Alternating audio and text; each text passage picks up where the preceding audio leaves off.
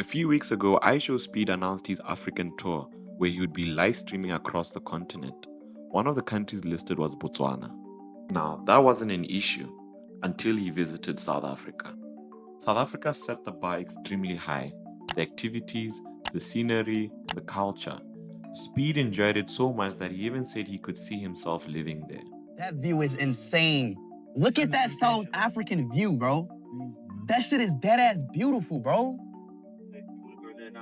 Imagine living here. After the stream, a lot of Botswana were worried about Speed coming here, with one user saying, "Good luck to whoever's running the iShowSpeed itinerary in BW, for real." But when Speed arrived in Botswana, things actually went well.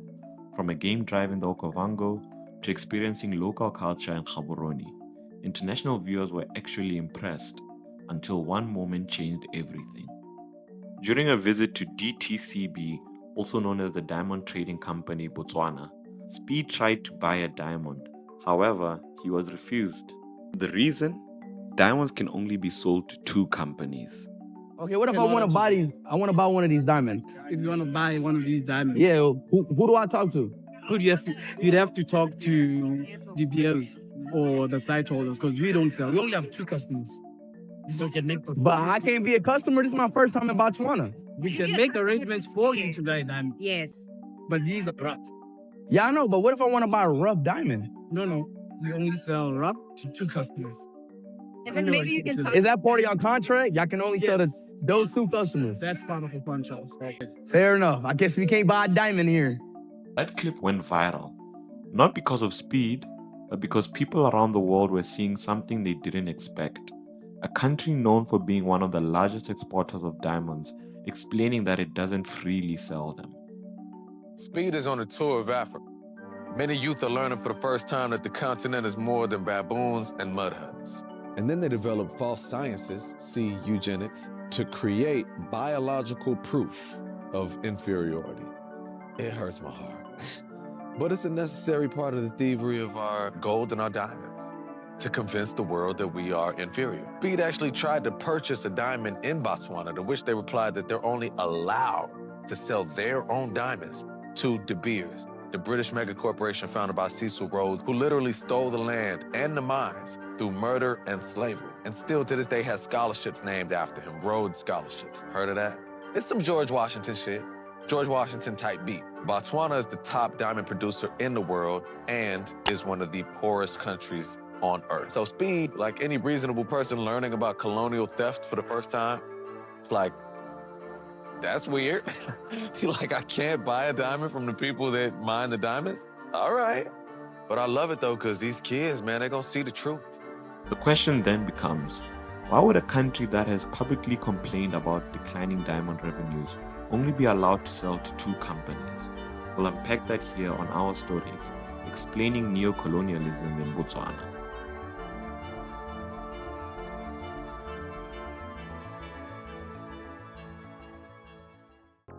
Speaking of getting exposed, one thing you never want exposed is a receding hairline or a patchy beard. That's why today's video is sponsored by Shave Bear. Shave Bear offers hair products that help fight hair loss and improve beard growth. From derma rollers and beard oils to their hair growth serum, everything is made to help your hair grow fuller, thicker, and healthier. So if your hairline is under pressure or your beard just isn't connecting, Shave Bear might be exactly what you need. Shop Shave Bear now. Click the link in the description. Now back to the video.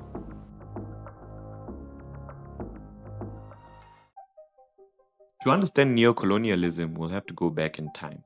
1966. Botswana gained independence from Britain on the 30th of September. Now at the time, Botswana was one of the poorest countries on earth with an estimated per capita income of about $70 to $90. This country was so poor that there was only 10 kilometers of paved road and only 50 people were graduates. And I'm talking about a population at the time of 577,000 people. But things turned around quickly. In 1967, the Rapa diamond mine was discovered, later followed by huge deposits in Jwaneng and Letlhakane. And you know diamonds are bloody expensive, so these guys knew they were about to swim in wealth. But one thing that they did, which was different from other African countries, was negotiating for stronger terms instead of letting foreign companies take most profits. It formed a 50-50 joint venture called Botswana with De Beers, giving the government a direct and substantial share of diamond earnings. The diamond money was used to fund education, healthcare, roads, electricity, telecommunications, and more. Education is free. Is it really true that education is free in this country? Yeah, it's very free. It's from primary to almost tertiary. I heard that you guys, even when you are in school, they still give you money. Yeah, you basically get paid to come to school. Oh my goodness, you get paid to come to school. So which means that every month you get money for being in school. On Friday, I'm getting.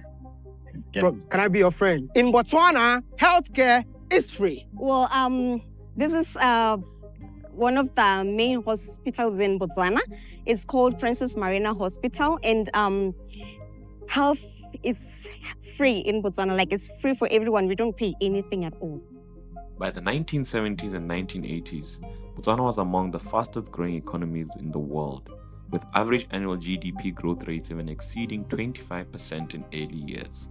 But if everything was looking good, then what was the problem? And to get to the bottom of that, we have to look into the details between Botswana and De Beers.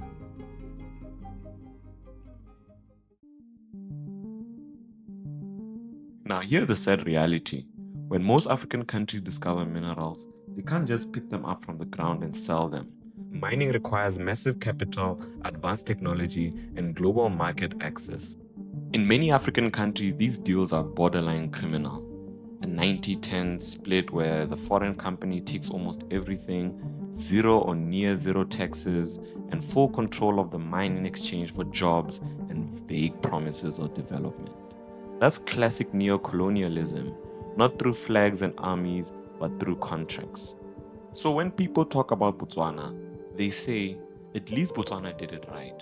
They got a 50-50 deal with De Beers. But let's slow down and really examine this 50-50.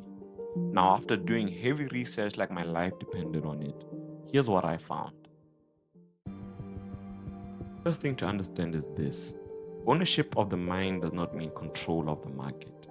Yes, Botswana owns 50% of Botswana, but De Beers historically controlled the diamond marketing system, the site holder network, diamond pricing and valuation, grading standards, and long-term relationships with the world's biggest buyers. So even though Botswana owned half the mine, it could not freely sell its diamonds, nor could it independently set prices the way a truly sovereign producer would. This is where the illusion begins. For decades, most of Botswana's rough diamonds flowed through De Beers' global sales channels. Botswana later tried to change this by creating a state-owned seller called ODC, introducing local sorting and limited polishing, and slowly negotiating more sales power. But these changes were gradual, restricted, and tightly negotiated. In reality, only a small number of buyers handled most of Botswana's diamonds, and sales happened through very specific controlled channels. That's not a free market, that's an oligopoly. And oligopolies reduce bargaining power, limit price discovery, and keep producers dependent. Botswana pushed for beneficiation, cutting and polishing diamonds locally, and even forced buyers to process some stones inside the country. On paper, this sounds like economic liberation. But in practice, local cutting is expensive. The industry operates at a limited scale, and margins are far lower than in global cutting hubs like India and Belgium. So while Botswana does capture some additional value, it's only a small fraction of the real profits, most of which still come from branding, jewelry manufacturing, and global retails. All of that largely happens outside of Botswana. So where exactly is the neocolonialism? It's not obvious, it's not violent, and that's what makes it dangerous.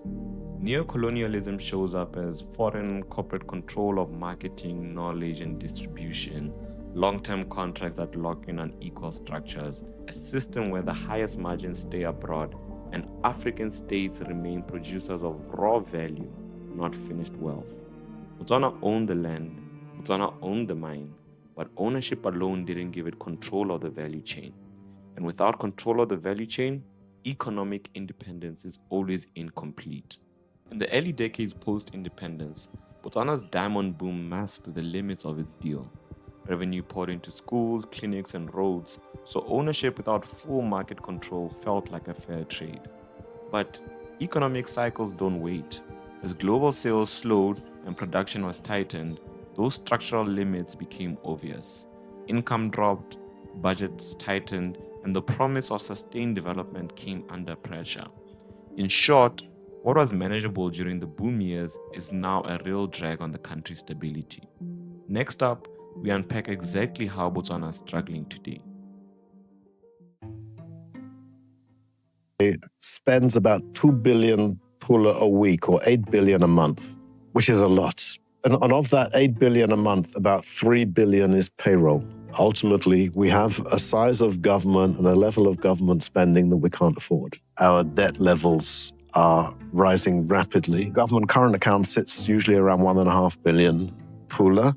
But you have to remember that government spends 2 billion pula a week. If you've only got 2 billion pula in the bank, you're cutting things very fine. One of Botswana's biggest structural problems today is dependence. On one side, people depend heavily on the government, and on the other, the government depends heavily on diamonds. And when that single pillar weakens, the entire system starts to shake. As diamond revenues declined, the impact wasn't abstract. It was immediate and visible.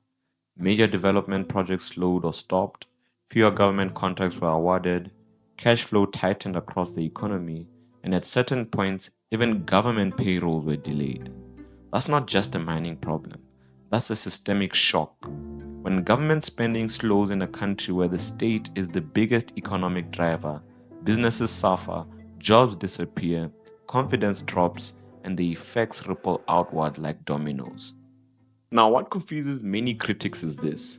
While Botswana's diamond revenues were falling, other producers like Angola reported increases in diamond sales. At the same time, the global diamond market continued to grow year after year. So the question becomes unavoidable. How does a country with some of the world's best diamonds struggle to sell them whilst others expand? To critics, the answer lies in restricted selling power. Botswana's diamonds are still sold through a limited number of approved channels and buyers. That means when those channels slow down, Botswana slows down with them, even if other buyers are willing and the broader market is active. It's like this. Imagine I run a tomato business. Sales are falling, so I complain that the market is bad. And then someone shows up and says, "Hey, let me buy your tomatoes." And I reply, "Sorry, I can only sell to 2 supermarkets, even though they're not buying enough." At that point, the problem isn't the tomatoes. The problem is who controls access to the market. And this is where the conversation has to change. Complaining about falling revenue doesn't solve structural dependency. What matters is the next question. How does Botswana reduce dependence on diamonds? And more importantly, how does it regain control over how its diamonds are sold? That's the way forward, and that's what we need to talk about next. Now, I'm not an economist, but one word has followed Botswana for as long as many of us can remember: diversification. This conversation isn't new, it's been repeated for years, and the truth is, while diamonds were doing well, there was never enough pressure to change. I mean, Senya, we grew up in this thing. It is not Yes. known that it's a risk. We've had diversification in every budget speech. Absolutely. So it's not for lack of wanting. I don't know if I'm putting it correctly. It's not for lack of wanting. So how does the whole system not perform? The academics were there. The professionals in government were there. Within The technocrats, yeah. the development advisory services community, they were there. Politicians don't listen. They don't do a very good job of listening. If you look at successive IMF reports, World Bank reports, advisory reports to Botswana, they've been consistent on a lot of things. Diversification, as you know, the public sector wage bill, which is now a threat to government and the economy as we speak. Because it's still, yeah. It's huge. And It's predictable huge. every month. You got to pay Absolutely. those people. Absolutely. The experts will provide advice. They do provide advice, but the politicians don't do a very a good job of listening. They are short-termist. They make their decisions according to the political cycle. Development requires leaders to think beyond 5 years. If you're really going to transform society, you shouldn't think in terms of 5 years. Back then, diversification was a recommendation. Today, it's a requirement. The difference between then and now is clear. We now need to diversify our sources of income. Diamonds can no longer be the single pillar holding up the entire economy. When one industry funds government spending, jobs, national development, any slowdown quickly becomes a national problem. Other countries saw this coming. The UAE, for example, used oil wealth to build tourism, logistics, finance, aviation, and technology. Oil didn't disappear, but the dependence on it did. That lesson matters for Botswana. Diversification isn't only about policy and government plans. It also starts with people.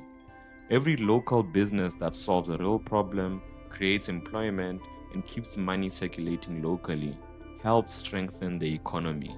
Whether it's agriculture, manufacturing, tourism, media, tech, or creative industries, local solutions reduce national vulnerability. Like I said, I'm not an economist. I'm simply sharing the story as it's unfolding. Now, I want to hear from you. What realistic ideas could help Botswana's economy recover and grow? Leave your thoughts in the comments and share this with someone who needs to see it. Most important, don't forget to like and subscribe for more conversations about Botswana's past, present, and future. This is BMN, and these are our stories.